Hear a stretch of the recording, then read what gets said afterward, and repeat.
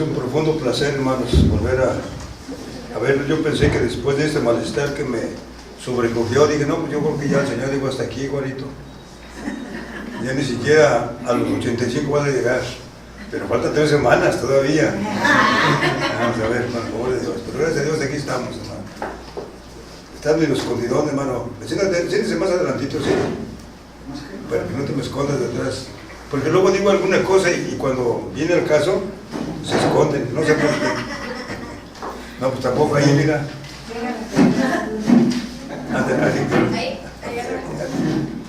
Muy bien, para esta mañana, hermanos, tenemos 4 pasajes aparentemente difíciles.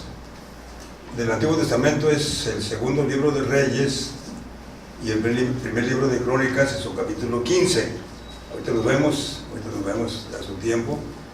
Eso es en cuanto al Antiguo Testamento. Vamos a los capítulos 15.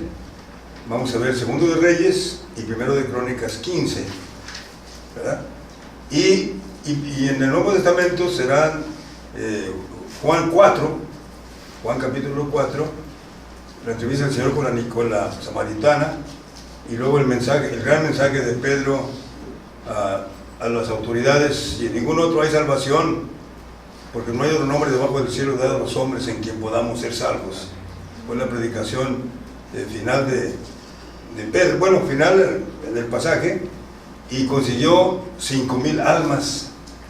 La primera vez que predicó, en el capítulo 2, consiguió 3,000, ¿verdad? 3,000 almas creyeron después cuando vino el Pentecostés. Y después de que declaró eso, en ningún otro hay salvación, porque no hay otro nombre bajo del cielo dado a los hombres en quien podamos ser salvos. Vinieron 5,000. Y los pastores actuales intentamos predicar 5,000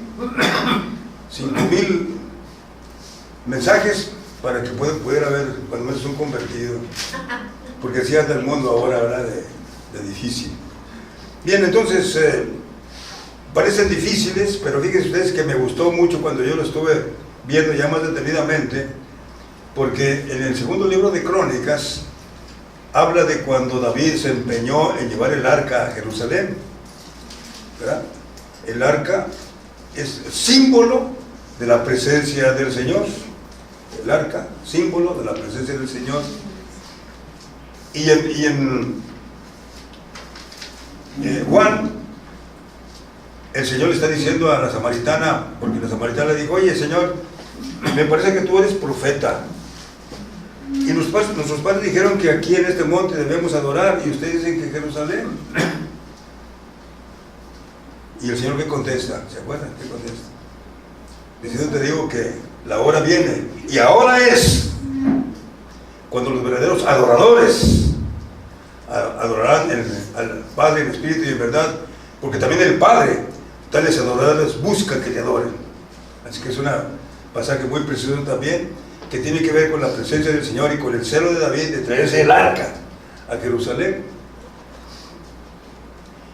Y el pasaje de segundo de Reyes nos va a servir para que veamos cuando menos 2 de los 2 reyes que sirvieron durante la dinastía de David. Ya hablamos acerca de la dinastía de David, si no me equivoco aquí, ¿verdad? Y dijimos que el primero de la dinastía de David fue David, y el último de la dinastía de David, ¿cuál fue el último? Es Jesús. Fue el último rey de la dinastía de David, ¿verdad? Y a él le decían el rey, el hijo de David, al Señor Jesús, porque fue el último. Y aquí en este pasaje encontramos ahí que menciona varios reyes, allá en el segundo libro de Reyes. Vamos a ver en primer lugar ese segundo libro de Reyes, para ver lo que se destaca en este pasaje, segundo libro de Reyes, su capítulo 15. Discúlpeme, porque todavía anda ahí la docecita dando guerra. Habla de 5 reyes: Amasías, del 1 al 7. No sé si también venga así bosquejado sus Biblias, pero en esa que se distribuyó aquí, que dice fruto del Espíritu, aquí sí vienen los diferentes reyes, viene el pasaje bien definido. Del 15, del 1 al 7 es el reinado de Azarías, que también tuvo por nombre Usías. ¿verdad? Y luego habla de Zacarías, Salum, Manahem, Pecaía y Peca. Y luego termina con Jotam, ¿verdad? Ahora, ¿cuál es la diferencia entre cada uno de esos reyes? Que el primer rey mencionado, es decir, Azarías, era de la dinastía de David. Venía siendo como el bisnieto, más o menos, de David, o después, eso es lo de menos, pero era descendiente de David, Usías, y él reinó 52 años, dice la palabra de Dios, y dice que hizo lo recto delante de los ojos de Jehová. No lo menciona tanto aquí, en este pasaje, pero se dice cuando habla de los reyes del sur, que hicieron lo recto como David, su padre, dicen. Y sobre todo eso lo dice allá en el segundo libro de Crónicas. Hay una diferencia muy notable entre la descripción que hace de los reyes, el libro de Reyes y el primer libro de Crónicas, o el segundo libro de Crónicas, más bien, ¿verdad? Y es esta, que en el primer libro de los Reyes, el autor, que yo no sé quién haya sido, a lo mejor fue Esdras, los pone allí y los pone cronológicamente hablando. Dice cuando empezó a reinar Josías, por ejemplo, es decir, Azarías, dice así: en el año 25 de Jeroboam. ¿Se acuerdan ustedes quién fue Jeroboam? Jeroboam fue el primer rey del reino del norte, después de que se dividió, posterior a la muerte de Salomón. Y Roboam fue un hombre imprudente, ¿verdad?, que siguió el consejo de los jóvenes, dice allí la Biblia, y ocasionó la división del reino. Jeroboam era un general de Salomón, pero un profeta por ahí le dijo: tú vas a ser el inicio de la dinastía del reino del norte. Quizá no se me entienda todo lo que yo diga sobre el particular, ¿verdad? Pero cuando Salomón supo de esto, ya vio a Jeroboam con malos ojos, y Jeroboam puso tierra de por medio y se fue a vivir a Egipto. Cuando murió Salomón y siguió Roboam, entonces se vino Jeroboam y fue el que capitaneó a los jóvenes que preguntaron, que le dijeron: no, tú cárgales el tributo al pueblo de Israel. Y entonces le dividió el reino a Roboam, ¿verdad? Bueno, ok, entonces después de todo este enredo que encontramos aquí, les decía a ustedes que al autor del libro de Reyes no le importa tanto, y habla de los reyes del norte y del sur. En los libros de los reyes se habla de los reyes del norte y del sur. Y aquí la diferencia está en que el capítulo empieza con un rey del reino del sur y termina el capítulo con el siguiente rey, que fue Jotam, hijo de Azarías. Y allí menciona otros 4 reyes, como ustedes pueden notar, que correspondían al reino del norte o a la dinastía de Jeroboam.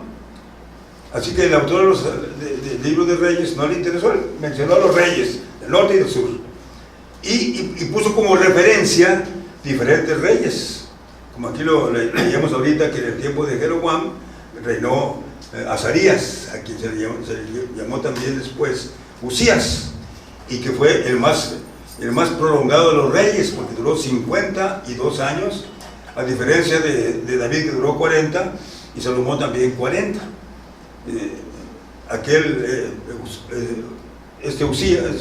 Azarías o Usías reinó más tiempo. Ahora lo que quiero que notemos aquí es que tanto en Azarías como en Jotam se dice que fueron semejantes a sus padres, y no tiene cuidado de decirlo el autor de los Reyes a David. Nada más dice que fueron como sus padres, y que al morir fueron sepultados allá con sus padres en la ciudad de David, ¿verdad? Pero lo que quiero decir es que estos tuvieron éxito porque siempre tomaron en cuenta el arca. Cada vez que salían a campaña llevaban consigo el arca del testimonio. llevaban consigo la presencia del Señor para tener éxito en lo que emprendían, y gracias a ello tuvieron siempre ese éxito. Imitaron a David llevando el arca, símbolo de la presencia de Dios, es decir, nada hagas sin Dios. Toma en cuenta a Dios, lleva siempre contigo al Señor y tendrás éxito. Eso es lo que se destaca acá en el libro de los Reyes en cuanto a esto, ¿verdad? Azarías o Usías, que duró 52 años, fue sucedido por su hijo Jotam, que también tuvo las características mismas de Azarías, es decir, seguir los principios que habían aprendido de sus padres y más de David. Ahora, las crónicas, con eso tenemos aquí para ver suficiente acerca de esos dos reyes, ¿verdad? Que dicen lo que hicieron.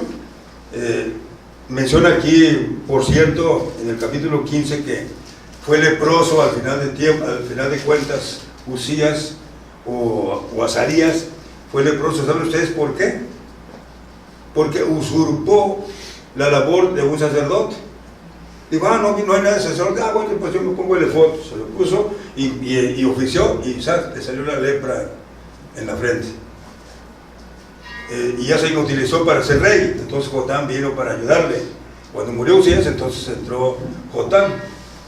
Y por cierto, que ustedes se han de recordar que cuando el Señor llama a Isaías, en el capítulo 6 de Isaías, dice, en el año en que murió el rey Usías, dice Isaías, vi yo al Señor sentado sobre un trono alto y sublime, y sus faldas llenaban el santuario o el templo.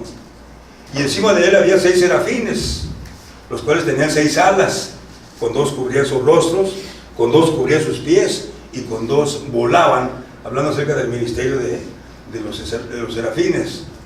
Y los quinceles de la cuerda se estremecieron con la voz de los serafines. Y entonces ella dice, ay de mí, que soy muerto, que siendo un hombre inmundo de labios y habitando en medio de gente que tiene labios inmundos, han visto mis ojos al rey Jehová de los ejércitos.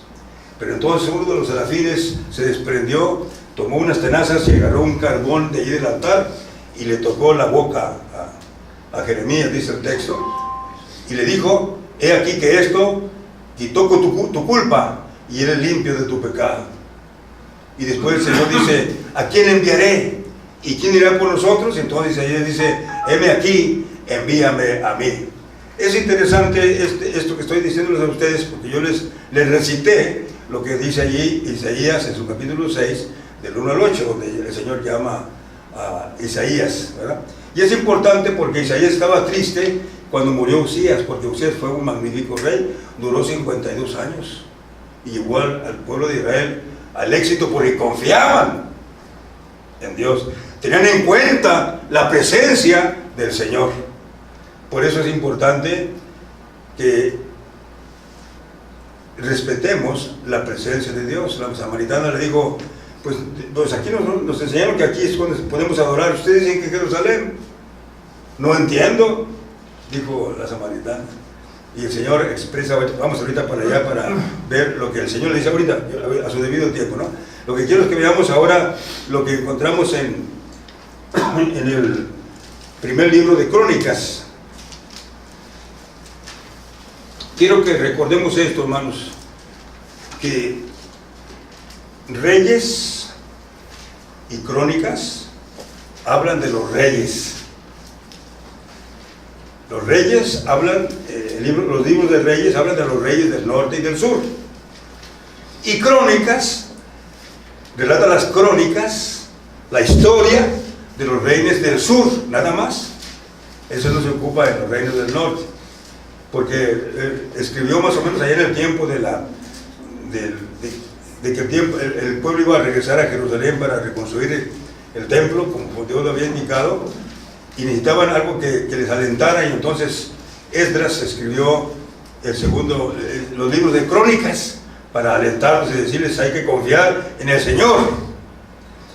Y relata el capítulo 15 de la ocasión en que David llevó el arca a Jerusalén, Esto es lo que encontramos en el primer libro de Crónicas, en su capítulo 15, y vamos a ver ahí algo que se destaca en el pasaje.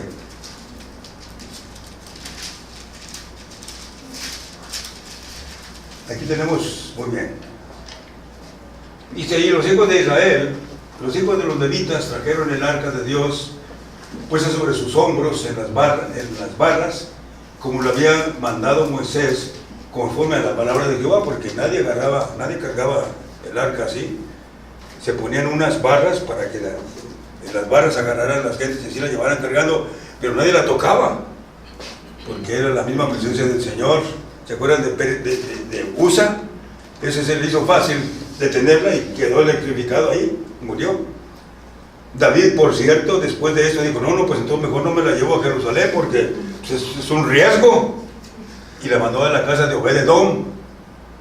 Y en la casa de Obed-Edom hubo bendición para él. Entonces dijo David: entonces hay que traerla pues. Entonces aquí en el pasaje habla del caso, el momento aquel cuando él llevó el arca a un lugar ya protegido, porque le dijo él a su pastor, al profeta Natán, le dijo: el arca del testimonio vive entre tiendas, y yo acá muy cómodo, en una casa.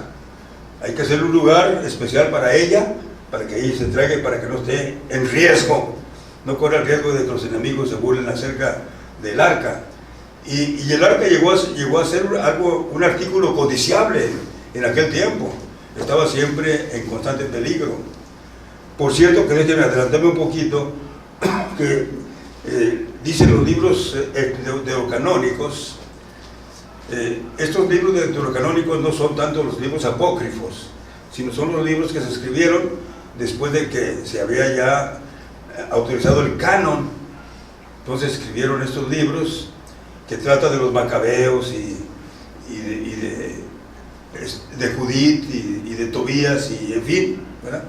Son libros interesantes, pero ahí nos dice en uno de los libros de Macabeos que Jeremías, cuando vio que ya no había más remedio y que iban a invadir Jerusalén los babilonios, entonces tomó un grupo de personas que dijo: vamos a guardar el arca en algún lugar para protegerla, porque esos amigos van a burlarse de ella. Y entonces encontró ahí una cueva y ahí metió el arca y le puso una piedra y se fueron. Y después vinieron para buscarla, pero ya no encontraron la cueva, ya se les extravió, ¿verdad? Y entonces allí mismo en los Macabeos dice que eso estaba reservado para cuando el fin del mundo venga, y entonces el arca va a ser descubierta, y en fin, bueno, ya son historias, ¿no? Bueno, el asunto es que aquí en el pasaje David lleva el arca y se pone muy feliz, y entonces descubrimos que dice aquí el texto: y así mismo dijo David a los príncipes de los levitas, que designaran a sus hermanos cantores con instrumentos de música, con salterios, arpas, címbalos, que resonasen y alzasen la voz con alegría. Y los levitas designaron a Emán, hijo de Joel, de sus hermanos Asaf, hijo de Berequías, y de los hijos de Merari, y de sus hermanos Etán, hijo de Cusaías. Y seguimos, ¿verdad? Y con ellos sus hermanos de segundo orden, a Zacarías, Jaasiel, Semiremot, Jehiel, etcétera. Síguele si viene más del pasaje para que pasemos todo eso, porque nos lleva tiempo.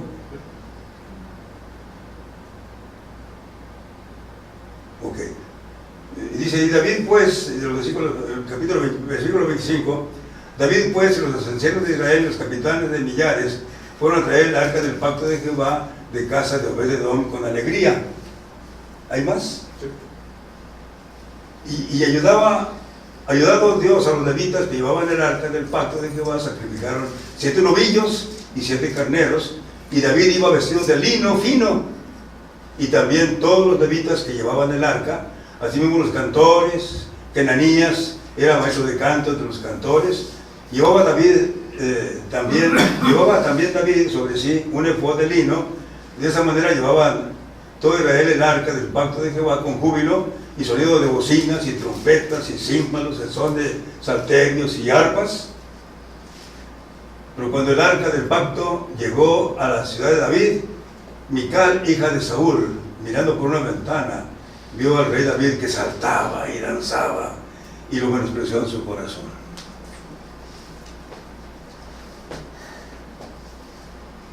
la gente que le gusta la danza en el templo, dicen que Dios castigó a Mical por andar diciéndole eso a David, porque en el otro relato de Reyes se dice que David pues se exhibía delante de las muchachas, porque no se usaban pantalones, se usaban faldas, y el esposo se le brincaba, entonces se le veían a él sus piernas, y las muchachas que lo veían pues admiraban al rey y se emocionaban. Y Mical, que desde la ventana veía tal cosa, menospreció a David, a quien después regañó, y David dijo, pues yo voy a seguir danzando ahí delante de este Dios que despreció a tu papá, y ahí hasta la insulta a la pobre de Mical, David, ¿verdad?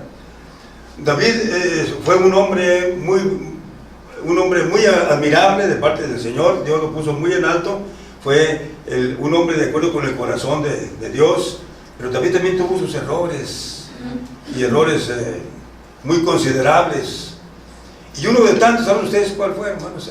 El meter tanto instrumento en la adoración del Señor y en danzar en ese momento. Ese fue uno de los errores de David. No es para imitarlo, es nada más para que consideremos ese error, ¿verdad?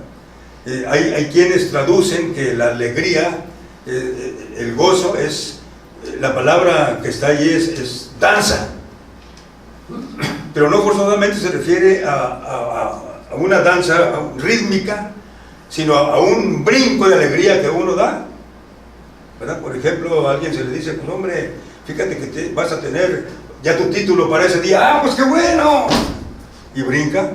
Es un brinco, es una danza, pero no es constante, nada más hay un salto de alegría, como el salto del muchacho aquel que fue sanado allá en la puerta de la Hermosa, después que Pedro le dijo, no tengo oro ni plata, pero lo que tengo te doy, en el nombre de Jesucristo, levántate y anda.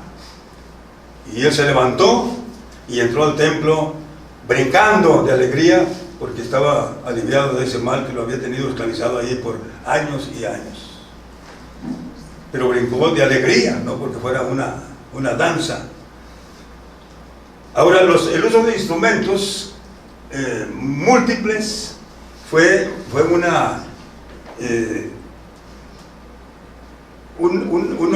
un sincretismo, así se le llama cuando queremos mezclar las cosas del mundo, la forma como la gente alaba a sus ídolos, queremos también dedicársela a Dios. Ese es un sincretismo, y David fue víctima de ese sincretismo y metió muchos instrumentos. Realmente la adoración que encontramos en la palabra del Señor y la adoración, la alabanza al Señor, debemos imitar la que apareció de Jesús para acá.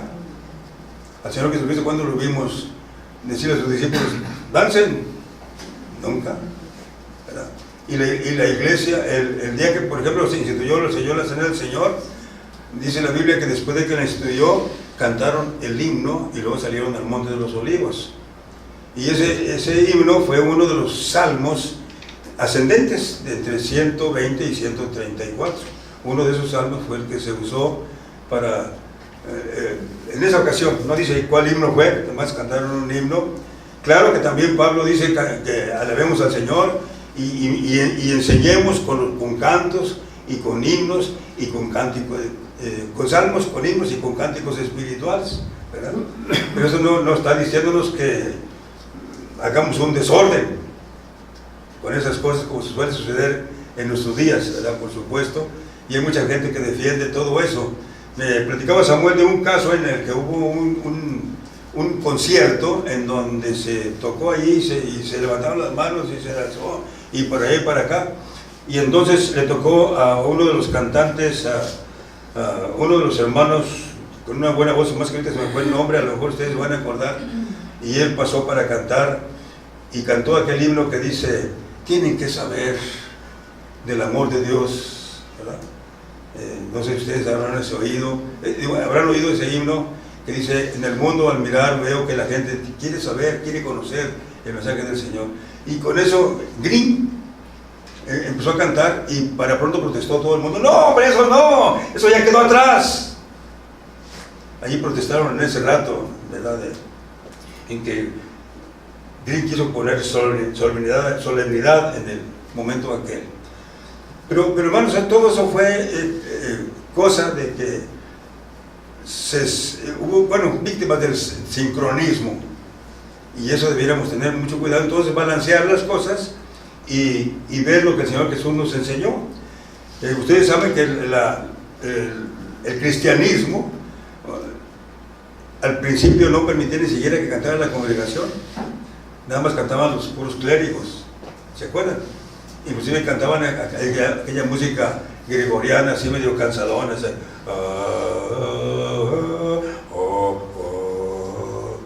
no le ponían alegría.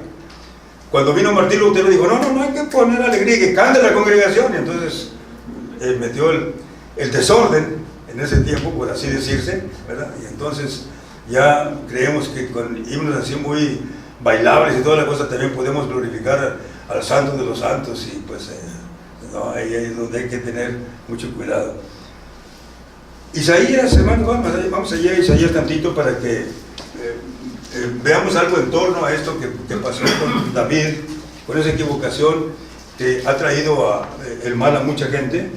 Pero allí en Isaías, en su capítulo 1, véase lo que encontramos allí en el texto, y eso tiene que ver con la forma como adoramos al Señor, y a su vez tenemos que ver la distinción entre adoración, como también lo hemos estado platicando aquí en las mañanas, ¿verdad? Pero vamos a ver Isaías para ver qué es lo que el Señor dijo respecto a todo ese sincretismo que predominó en aquel tiempo. Dice en el versículo 10 en adelante: príncipes de Sodoma, oíd la palabra de Jehová, escuchad la ley de nuestro Dios, pueblo de Gomorra. No eran tantos Sodoma ni Gomorra, sino gente que se parecía a los de Sodoma y de Gomorra en el tiempo de Isaías. Es gente con las características de los de Sodoma y de Gomorra. Así que les está diciendo, gente que se parece a aquella, gente de ahora que se parece a aquella. Oigan lo que dice el Señor en su palabra. ¿Para qué me sirve, dice Jehová, la multitud de vuestros sacrificios? Haced estoy de holocaustos, de carneros y de cebo de animales gordos. No quiero sangre de bueyes, ni de ovejas, ni de machos cabríos.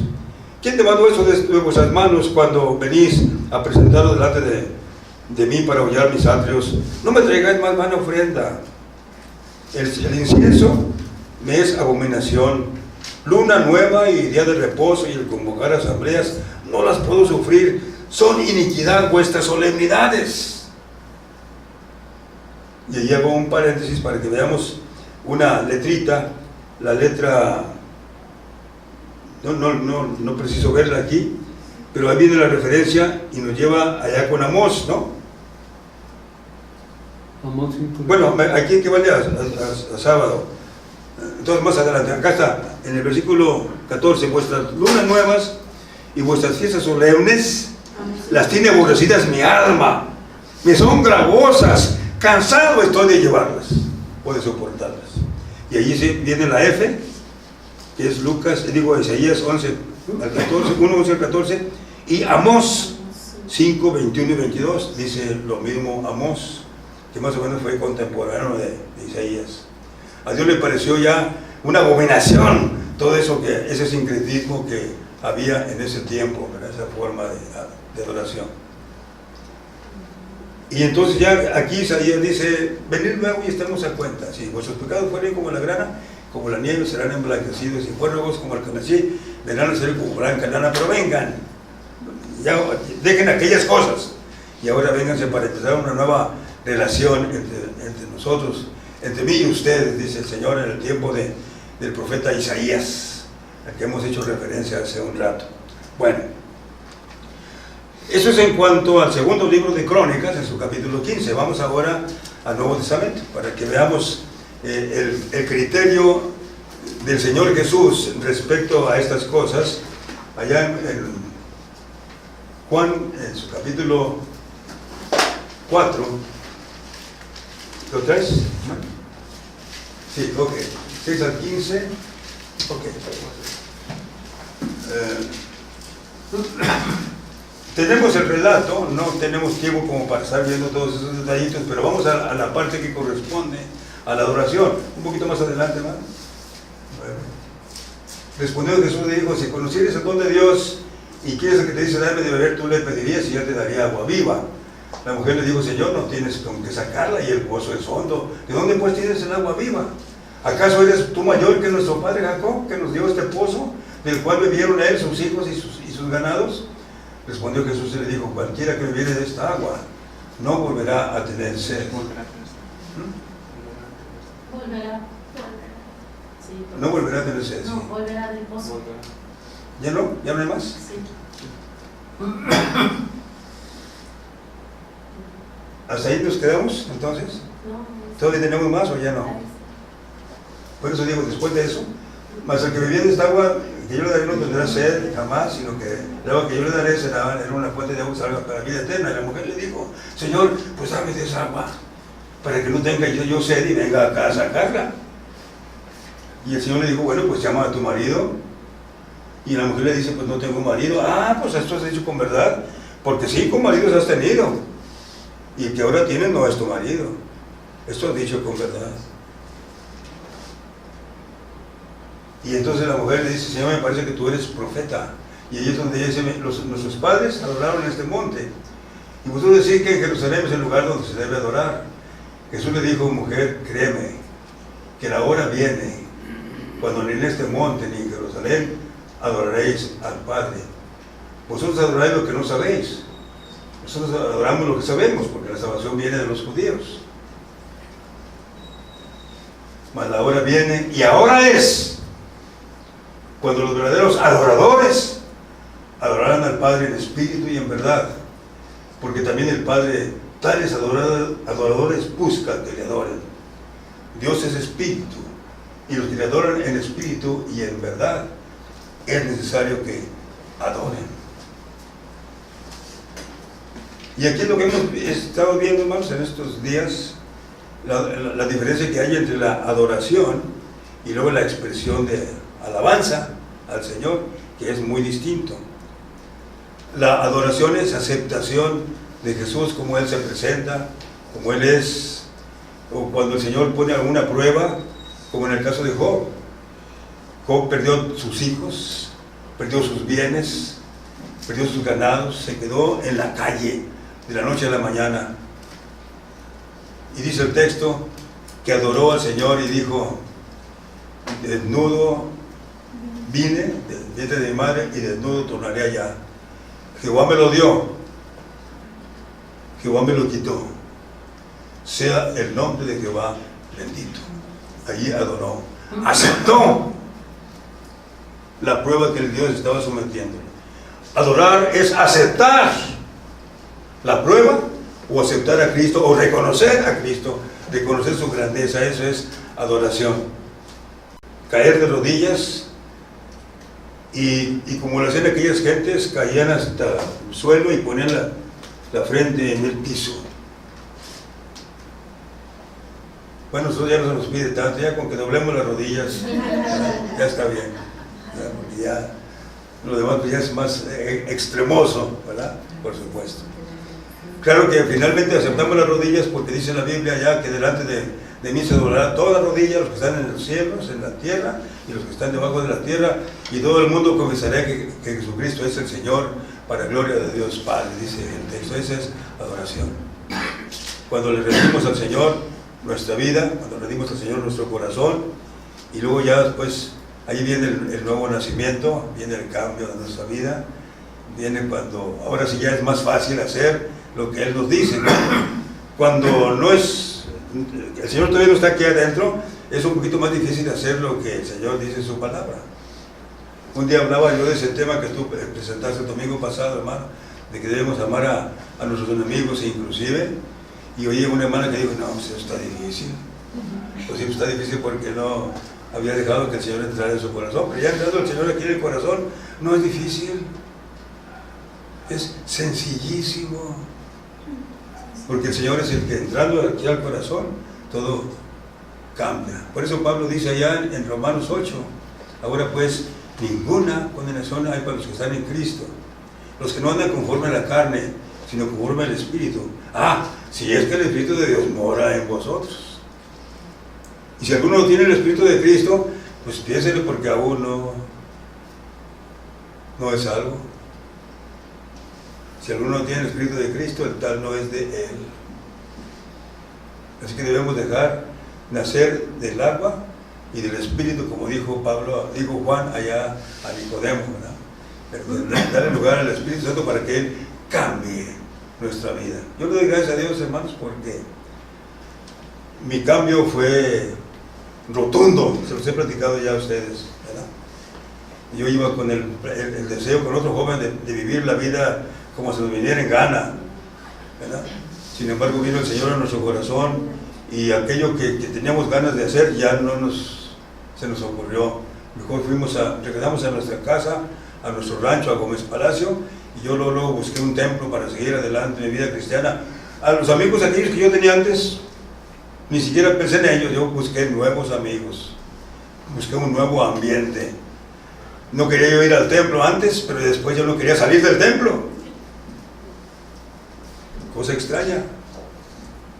Y el Señor me llamó para predicar, y a los 2 años me fui al seminario por la voluntad del Señor. Pero el cambio es necesario, de modo que si alguno está en Cristo, nueva criatura es.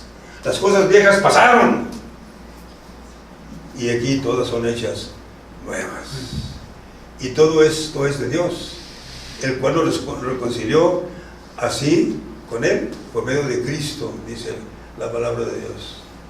Ese cambio hermoso. Así que, hermanos, y es más, dice el Señor, y ahora es.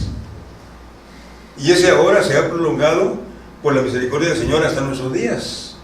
Dice el Señor, he aquí ahora el tiempo aceptable, he aquí ahora el día de la salvación, dice el Señor. Se ha prolongado he aquí el día, ese aquí el hoy. Se ha prolongado, ¿por qué? Porque dice Pedro allá en su segunda carta, en su capítulo 3, Dios no tarda su promesa, como algunos la tienen por tardanza, sino que es paciente para con nosotros, no queriendo que ninguno perezca, sino que todos procedan al arrepentimiento.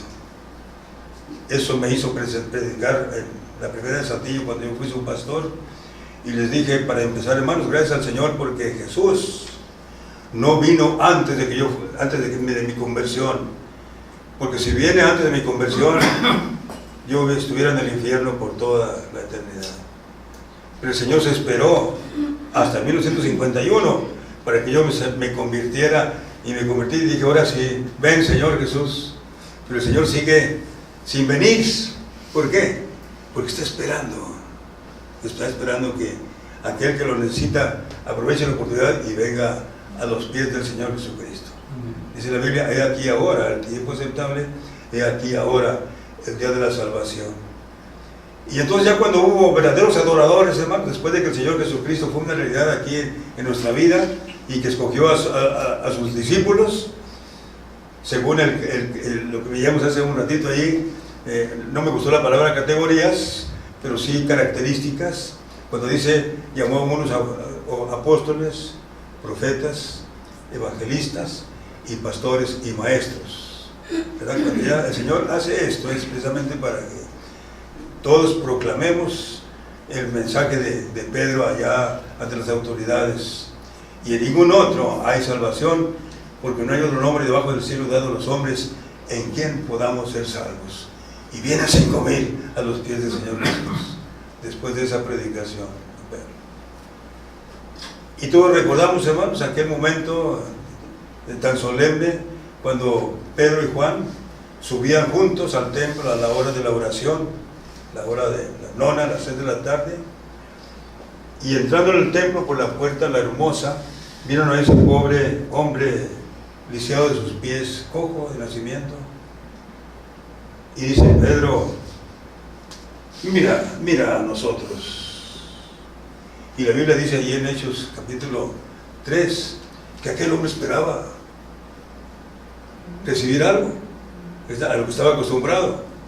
Y entonces Pedro le dice, no tengo oro ni plata, mas lo que tengo te doy. En el nombre de Jesucristo, levántate y anda. De lo que ya hablamos hace un rato.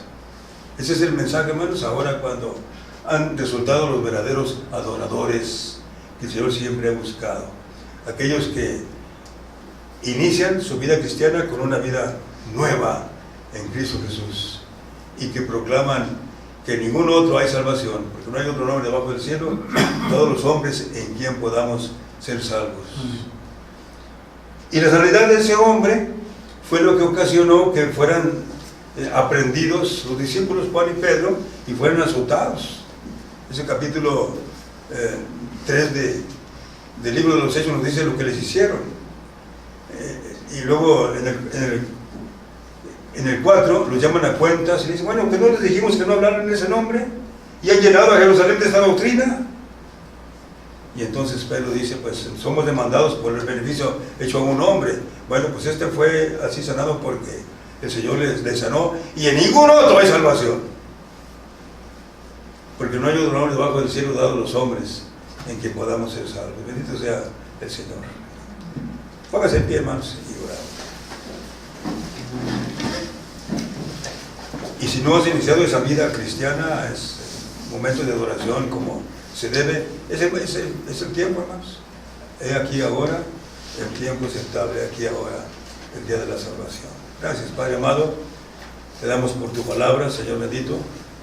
Y gracias porque nosotros, por tu gracia, somos de las gentes que el Señor ha preparado para que adoremos en espíritu y en verdad, porque tales adoradores buscas tú, Señor, que te adoren. Y aquí estamos, Señor bendito, adorándote. Lo hicimos una vez y recibimos a Cristo en nuestro corazón, y ahora estamos esperando algo más que tú demandes de nosotros, Señor, para que hagamos y vivamos de acuerdo con tu voluntad. Gracias, bendito Dios, por escucharnos, en el nombre de Cristo Jesús, nuestro Salvador. Amén. Amén. Dios me lo bendiga. Gracias.